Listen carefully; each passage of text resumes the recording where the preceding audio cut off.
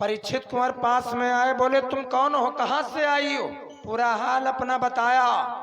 तो परीक्षित बोले अब तुमको जाने नहीं देंगे, ब्रह्मा जी ने हमको तुमको मिला दिया। परीक्षित ने कहा कि तू तो त्रिया मांग मोरी सुंदरी, अरे तू तो त्रिया मांग मोरी सुंदरी, बिधना खूब मिलाए दई।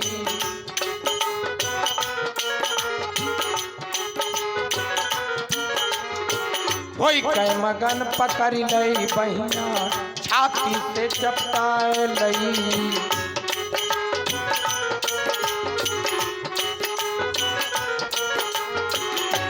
तो ही अब जाने नहीं दूंगो, बावरे यहाँ डारी लूंगो।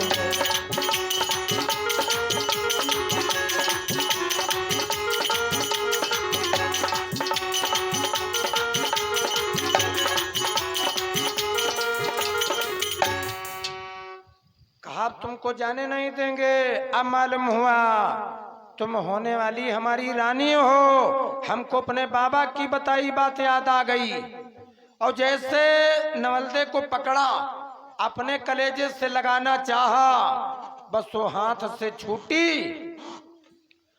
और नागिन बन करके पत्थर की शिला में प्रवेश कर गई। वो जो कुआं की दरार थी, उसी दरार में प्रवेश कर गई। तो परीक्षित महाराज जी बड़े विद्यावान मायावी, अपने गुरु जी की विद्या का स्मरण किया और जैसे आकाश की तरफ हाथ किया, इनके हाथ में बीन आ गई, बीन। और जब बीन आई, बस इन्होंने बीन में राग अलापा। तो देखो बीन की आवाज नागिन को जब सुनाई पड़ती, नाग को नागिन को, वो झूमने लगते हैं। जो ओरिजिनल बीन होती है उसकी आवाज बड़ी प्यारी होती। हम एक धुन सुना दें आपको। हारमोनियम बजाने की विद्या भगवान ने हमको बड़ी विशेष दी है। हम भगवान को धन्यवाद देते हैं। ये विद्या सबको नहीं मालूम होती, सब नहीं बजा पाते। हम बीन की धुन तुमको सुना दें ओरिजिनल, जैसे फिल्म में बजती है।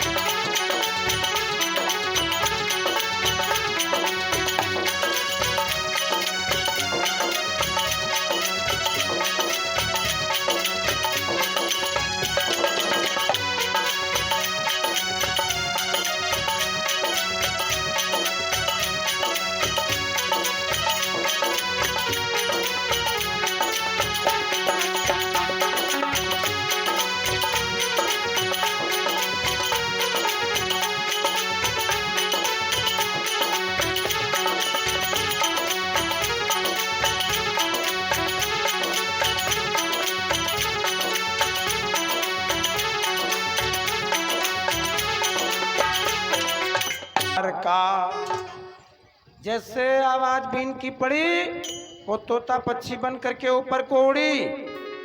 परीक्षित महाराज जी ने जाल अपनी माया के द्वारा उड़ाई, उसी जाल में आई, छूटी, मछली बन करके कूप में गिरी।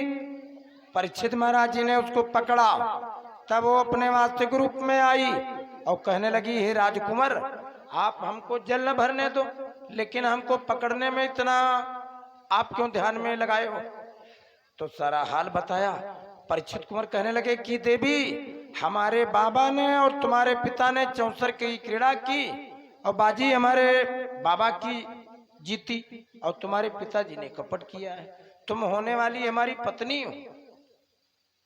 तो नवलदे ने जब ये बात सुनी, वो कहने लगी कि राजकुमार, हम तुमको वचन देती हैं, हम अपने पिता की काया को शुद्ध करने के लिए अमृत तुल्य जल लिए जा रहे हैं, और अगर ये बात तुम्हारी सही निकली, हम जांच पड़ताल करेंगे।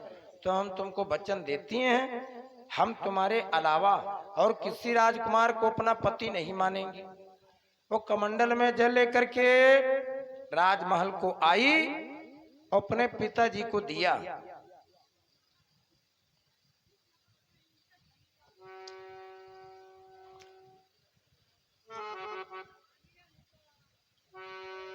तो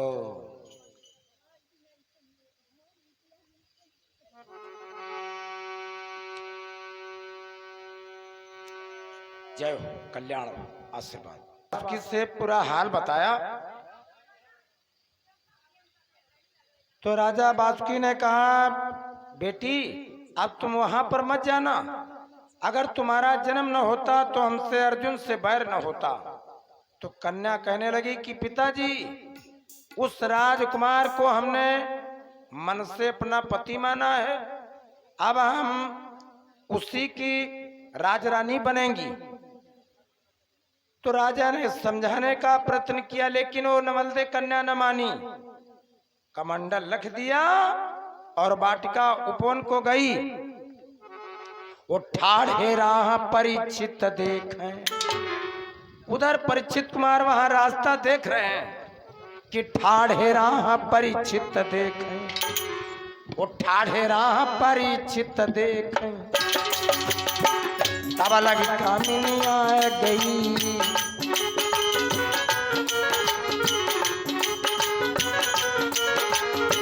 चंदा सूरज किया जोड़ी, विघ्न खूब बनाए गई।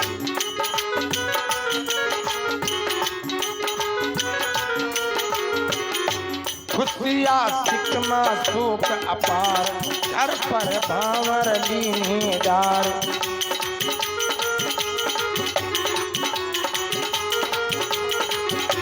भाई फूलन सैया तैयार, भाई फूलन सैया तैयार, खुशी आशिक माँ शोक अपार।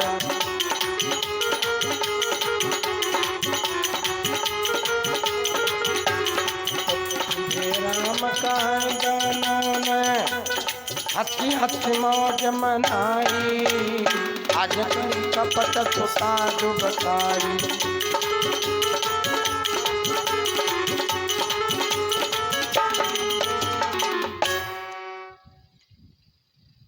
परीक्षित कुमार के पास में जब नवलदे आई तो उन्होंने अपने रथ पर बैठाया, राजमहल को ले गए, भावरे पड़ी, विवाह हो गया। अब इधर की बात, ये राजा लोग बड़े हठी होते थे। हाँ, राजा लोग बड़ी हठी, बाल हठ और त्रिया हठ और राज हठ, ये तीन प्रकार की हठ है। लड़के जो हुज्जत कर दें तो मानेंगी नहीं, और जो महिलाएं हट कर दें वो भी नहीं मानेंगी। और राजा लोग जो प्रण कर देते थे तो चाहे प्राण निकल जाए, लेकिन वो अपनी बात से हटते नहीं थे।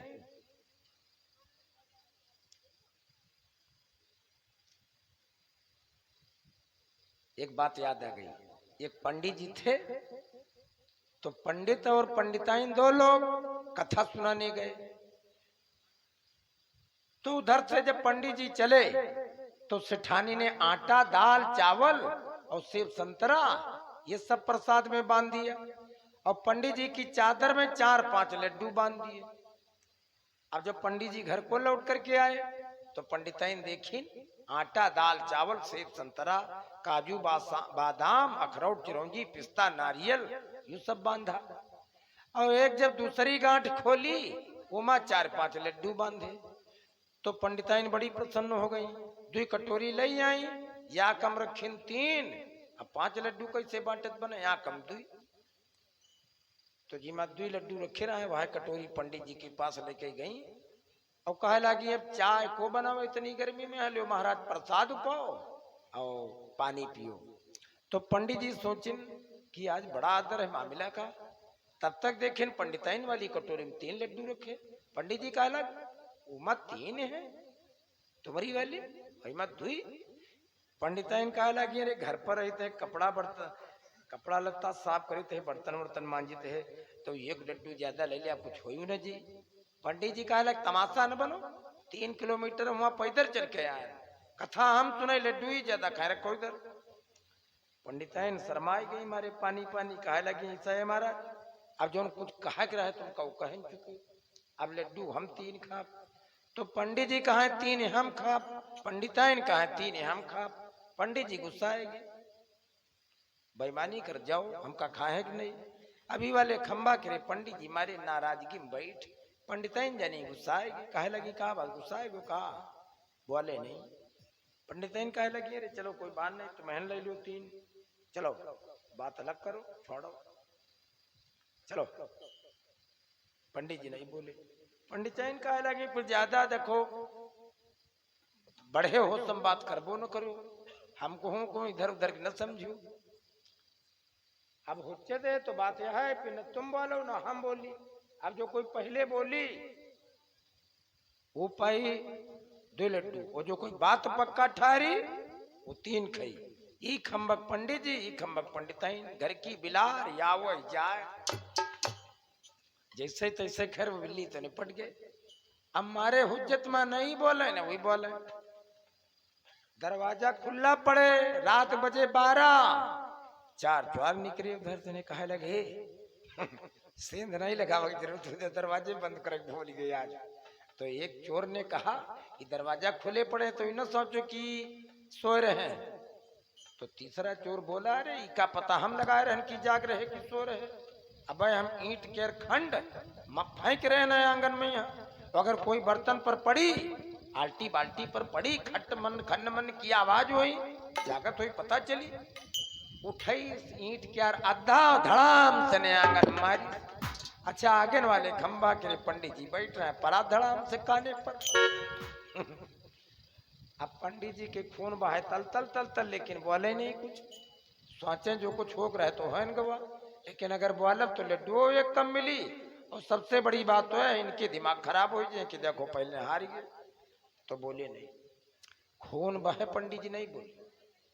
अरे चोर घर में आए और चोरी करने लगे, माल ताल उठावे, दोनों लोग टुकुर टुकुर देख रहे हैं। पंडित जी मन में सोचे कि चलो कोई बात नहीं बोल सके थे नहीं। सवेरा हुआ 8 बज गए, न शंख बाजा न घंटा। गांव वाले कहे लगे सुनो इस 7 बजे रोज आरती होते रहे, आज 8 बज रहे का मामला। कोई दरवाजा खुला पड़े, कहे लग चलो पता लगा बाजे। गांव वाले मोहल्ले वाले आएंगे। दरवाजे पर जब बड़ी बोलचा भर पाए, पंडिताइन सोचे कि अब तो भेद खुल जी। पंडित जी सोचे कि अब ये गांव वाले सोचे कि दूसरे कथा सुनावत रहे कि संतोष करो, इनका खुद ही संतोष नहीं। तो जो हम सांस लेते रहे वह सांको ले बंद कर दी। मोहल्ले वाले आए, प्रधान जी गांव के आए, दरवाजे पर अंदर गए। पंडित जी इधर बैठ, पंडितानी इधर। प्रधान जी कहा पंडित दादा पंडित चाचा जिधर हलावा उधर हाल जाए। पंडिताइन चाची पंडिताइन आंटी उन्होंने हाल जाए। पीछे वाले कहे लग भैया का बात प्रधान जी का बात। अरे कहे लग भैया बात करने आए गवादा कम न ज्यादा। भगवान पता नहीं का सूझ पर आवार भगवान तुम्हारी लीला देखो साथ ही दोनों जनक उठा ली। तो गांव वाले प्रधान जी कहने लगे कि चलो इनकी मिट्टी हो भाई। गए चौराहा बेलौली 5 मीटर कफन ले।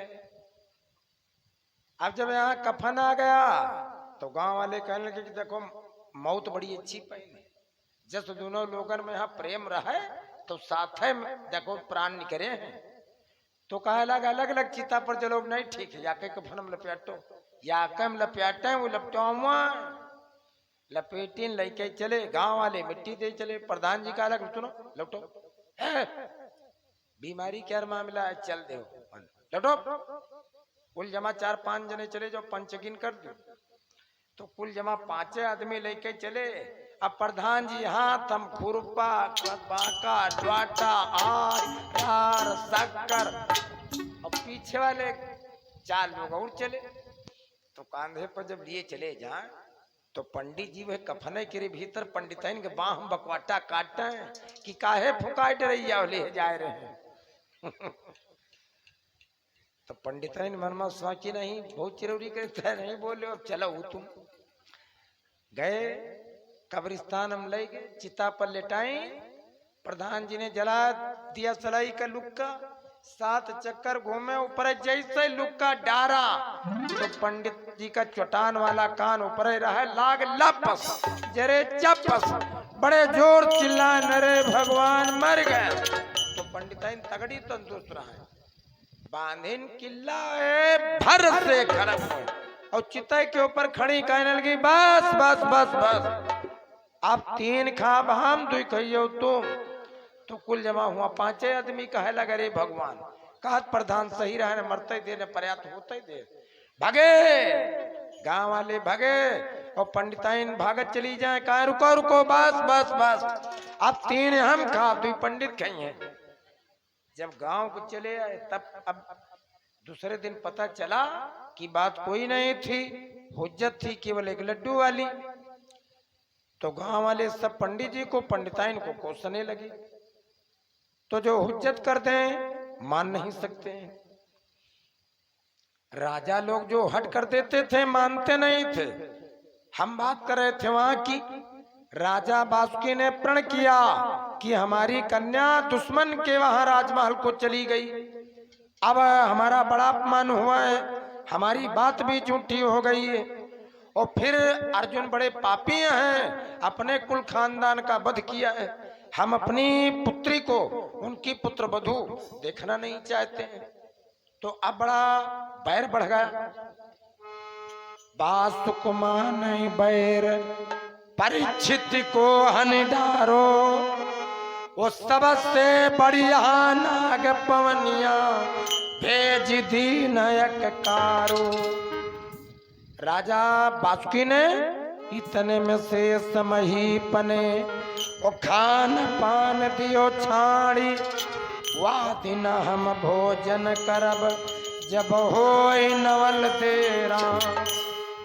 राजा बासुकी ने प्रण किया, अब भले हमारी कन्या विधवा क्यों न हो जाए, लेकिन हम परीक्षित को जिंदा नहीं रखेंगे।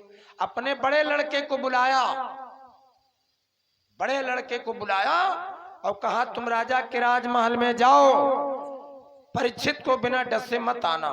तो राजा का बड़ा लड़का पवनिया नाग अपने बाप का बदला लेने के लिए चला।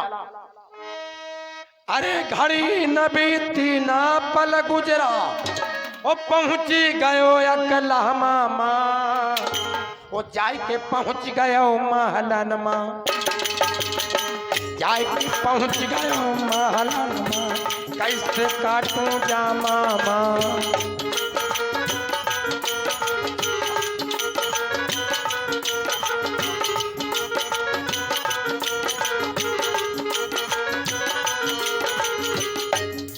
जैसे वो राजा का पुत्र पवनिया नाग परीक्षित महाराज जी के राजमहल को गया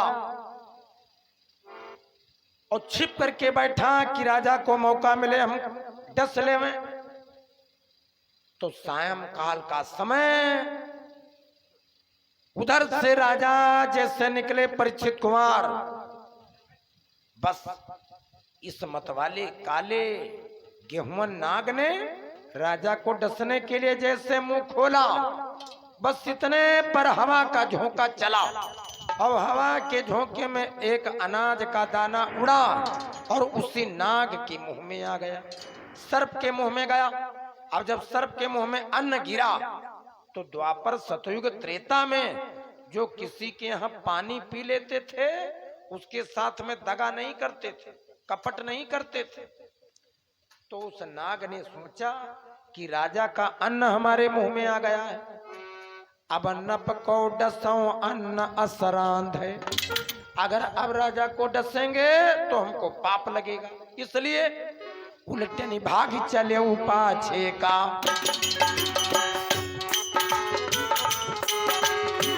उलटनी भाग चले पीछे का, शीश पिता पहनायो है।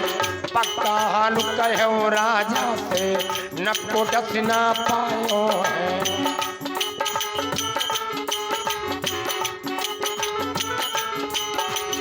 अरे तो दीन है वो बासु को श्राप अपार, आज से हो दुम्हा मकार।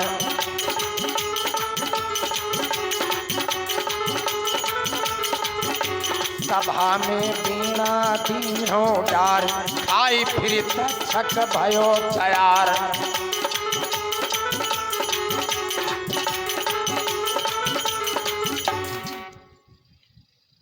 वो सांप लौट आया और अपने पिता से कहा कि पिताजी हम राजा परीक्षित को डस नहीं पाए, लौट आए।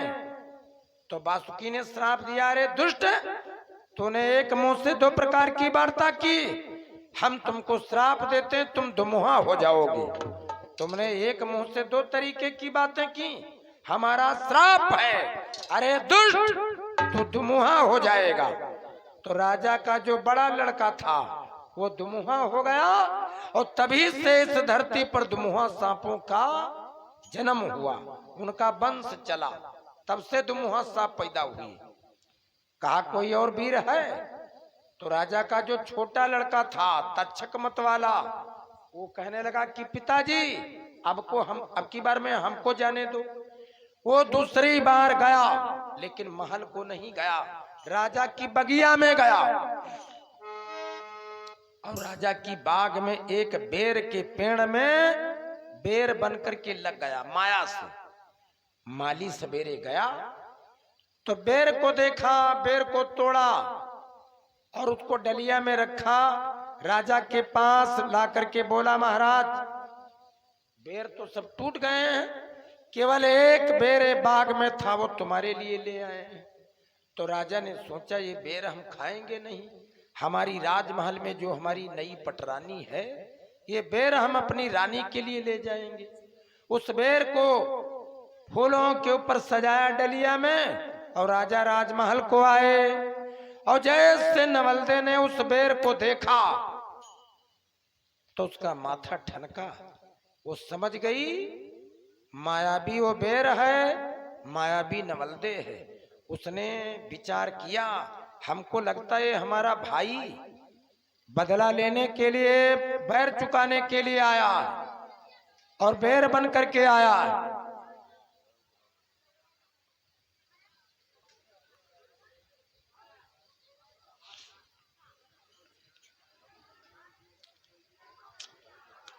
छोटा लड़का था तक्षक मत वाला, वो बेर बन करके जब राजमहल में गया तो नागिनी नवलदे ने देख करके परख लिया कि देखत परख नवलदे लीन हो, बिरना महलन आए हैं।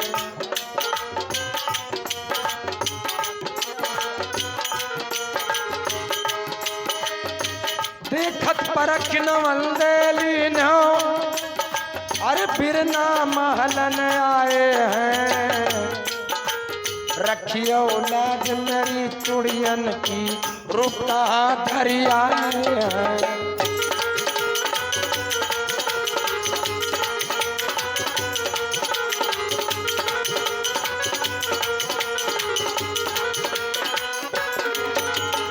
अरे फिर तुम यहाँ से जइयो भागी, फिर ना यहाँ से जइयो भाग। हाथ में मेरो, हाथ में तेरो मेरो सुहाग। बुलायो कंत पलंग दियो डारी, खैर ना है मेरो भरतार।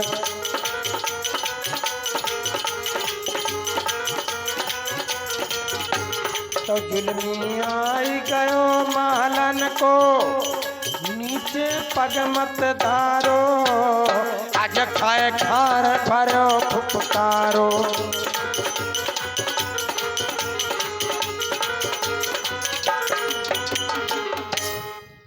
नवलदे ने उस डलिया में जो बेर था, वो डलिया को अलमारी में रखा ताक में, और राजा से कहा कि स्वामी, हम पिताजी की इच्छा के विरुद्ध आई हैं, हमारे पिताजी तुमको अपना बैरी मानते हैं, वो हमको आने नहीं देते थे, तुम्हारे साथ बैर है, तो सुनो, हम जबरदस्ती अपने मन से आए हैं, हमको लगता है भैया को भेजा है बैर चुकाने के लिए, तुम एक काम करना, रात में अगर हम सो जावें तो पलंग के नीचे पैर मत रखना। पलंग बिछाया तो राजा रानी उसी पलंग पर लेट गए। आज रानी नवलदे ने श्रृंगार नहीं किया, मननमना सा था, अंग फड़क रहे थे, और सपना क्या देखा है? अरे सूखी डाल कागा बोलई रे, अगर सूखी डाल पर कौवा बोले कि सूखी डाल कागा बोलई रे, और नहीं ना मटकाई, नहीं ना मटकाई, असगुन भारी दिखायो रे।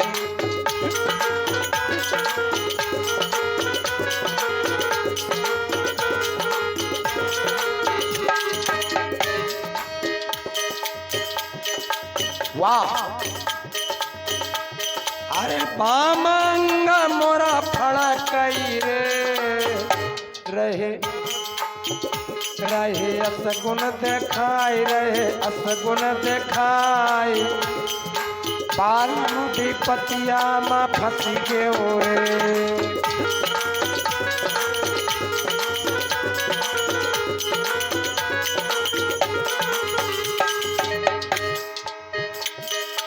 सूखी डाल कागा बोलई रे, रही चील मड़राय, रही चील मड़राय, मोरे नहीं ना फड़कई रे, रहो असगुन देखाय, रहो असगुन देखाय, सैया की पतिया में फंसी गे रे।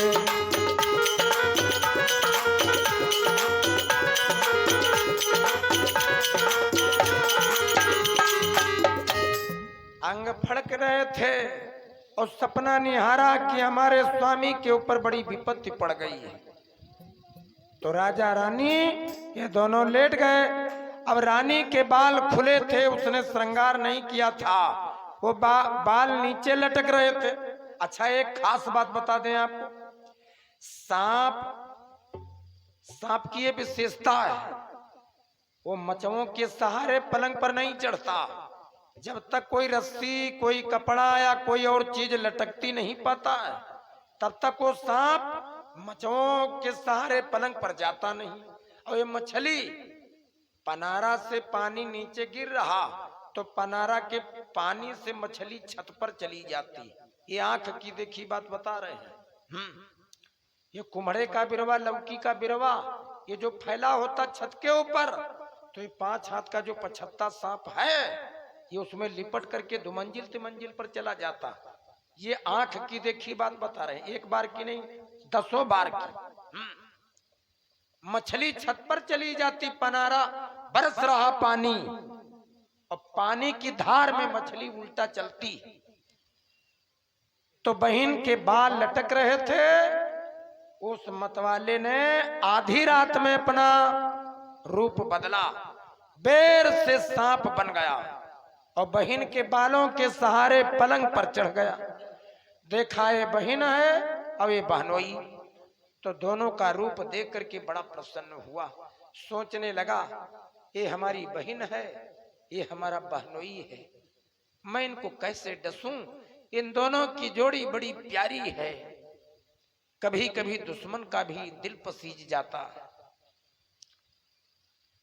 वो मारने गए थे, 50,000 रुपया लिया कि मार देंगे, तो मारने गए, लेकिन वहां पर जब सोते देखा तो लौट आए और रुपया उनका वापस दे दिया। तो बोले कि हम तुमको मार देंगे। तो कहा तुम हमको भले मार दो, लेकिन ये तुम अपना 50,000 रुपया लो और हम उनको मारेंगे नहीं। तो मारने गए और पलंग पर देख करके लौट आए। उनकी मौत नहीं थी, नहीं मारा और नहीं तो सो रहे थे। दुश्मन का भी कलेजा पिघल जाता। तो सोचा ये बहन बहनोई हैं, इनको हम मारेंगे नहीं। लेकिन जब बैर याद आया कि भैया को पिताजी ने श्राप दे दिया है, वो दुमुहा हो गए हैं, तो फिर परीक्षित महाराज जी के कंधे में डस लिया। और जैसे कंधे में डसा तो भक्तों कि नीला पड़ा शरीर, मौत की सबेब थी, वो लाश मुस्करा रही, होठों पे थी हंसी, होठों पे थी हंसी।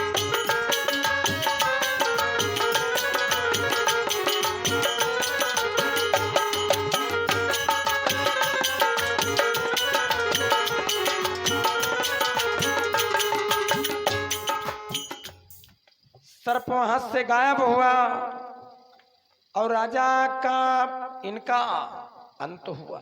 जब सवेरा हुआ तो रानी तो जागी लेकिन राजा न जागे। अब रानी रोने चिल्लाने लगी, अपनी चूड़ियां तोड़ने लगी, बालों को उखाड़ने लगी, कपड़ों को फाड़ने चीरने लगी। भक्तों हल्ला मच गया कि राजा का अंत हो गया, राजा को सांप ने काट लिया। तो जैसे खबर गुरुजी को मिली, जंगल में धनवंतर महाराज जी 1400 उनके चेला थे, उनको विद्या पढ़ाते थे।